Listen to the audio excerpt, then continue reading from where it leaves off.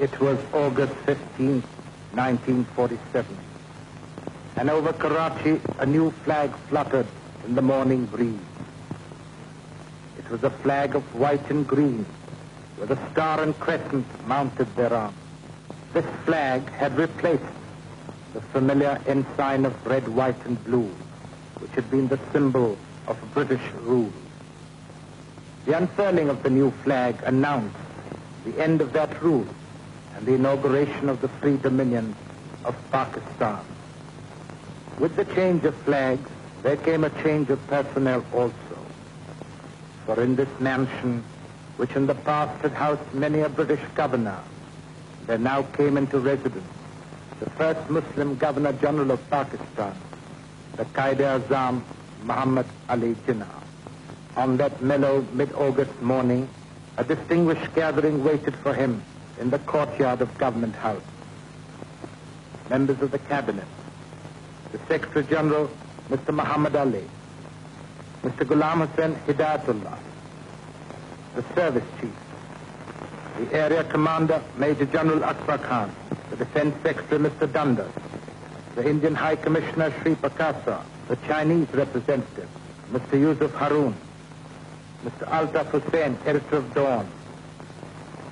Miss Fatima Jinnah arrived and took a seat. Then, dressed immaculately in a silk sherwani, Mr. Jinnah, escorted by his ADC, came out of the building to receive the salutation of the people he had united under this new flag. To them he had given a homeland. What was even more important, he had given them a place among the free peoples of the world.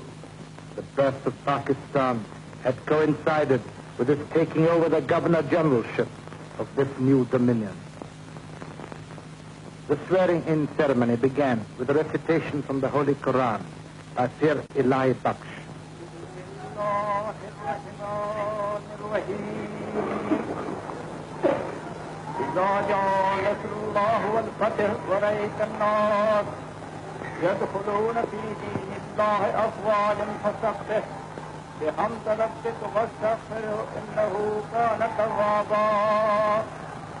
The Secretary General of the Cabinet, Mr. Muhammad Ali, then read His Majesty's commission.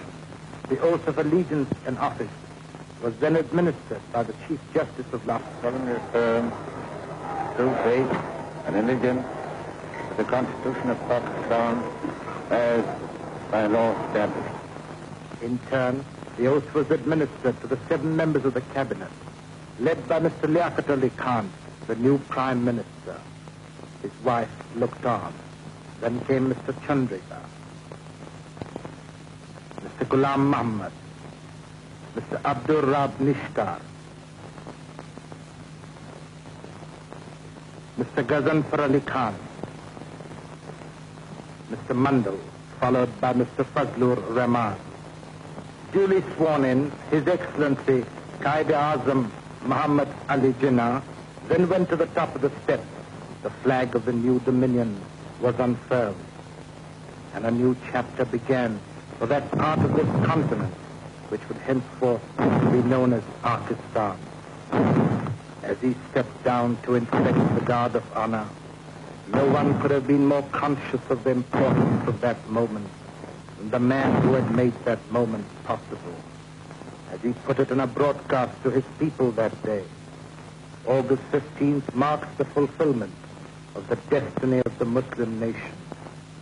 He was aware also of the responsibilities of that state and of its citizens, for as he said in the same broadcast, it gave them an opportunity to demonstrate to the world how a nation containing many elements can live in peace and amity and work for the betterment of all its citizens, irrespective of caste or creed.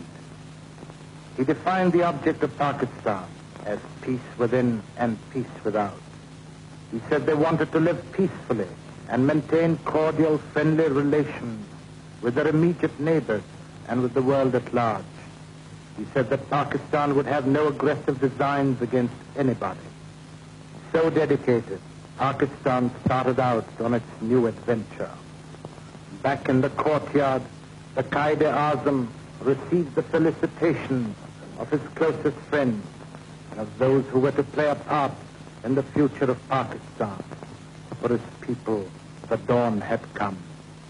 Our minds go back 71 years ago to a Christmas day in that same city of Karachi when the Quaid-e-Azam was born. No one could have dreamt that this same child would one day play the role of founder of this new state in that same city of Karachi, even as no one could have visualized that this once barren desert would become the capital of a new dominion and the nerve center of the fifth largest state in the world. To this same city of Karachi, in August 1947, there arrived by train the advance guard of the army of architects who were to lay the foundation of this new homeland and who were to build it from scratch. These architects, workmen, technicians, poured into Karachi daily. All these incidents, this enthusiasm, this concentrated effort was a sequel to the statement of the British government on June the 3rd, 1947, when His Majesty's government announced the plan for the partition of India and for the creation of two dominions. On that occasion, speaking over the radio, Mr. Jinnah said, "We must remember that we have to take momentous decisions and handle grave issues facing us in the solution of the complex political problems of this great subcontinent inhabited by 400 million people. The world has no parallel for the most onerous, difficult task which we have to perform. I pray to God that this critical moment He may guide us and enable us to discharge our responsibility in a wise and statesmanlike manner." While the rank and file of the builders of Pakistan arrived by train, its more important architects arrived by air. Among the early arrivals at the airport was Mr. Liaquat Ali Khan, the Quaid-e-Azam's second in command. Mr. Liaquat Ali Khan was to hold the important office of Prime Minister of Pakistan. The planes kept arriving, and the excitement mounted till August 7th, when the Quaid-e-Azam was to arrive in person. Many of his followers had come from near and far to see him land on this soil on which, centuries ago, another Muslim, Muhammad bin Qasim, had also landed. The arrival of Mr. Jinnah in Karachi was for his people an equal thrill. He was a man who had promised them Pakistan, and he had got it for them. Now he was with them.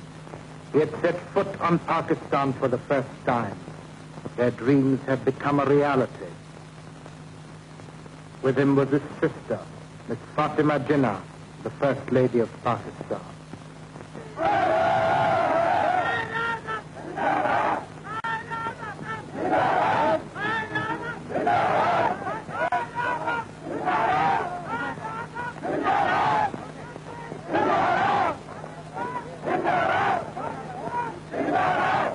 Soon after his arrival, the Quaid-e-Azam was at work in his office, attending to the many details on which his decision and guidance were sought.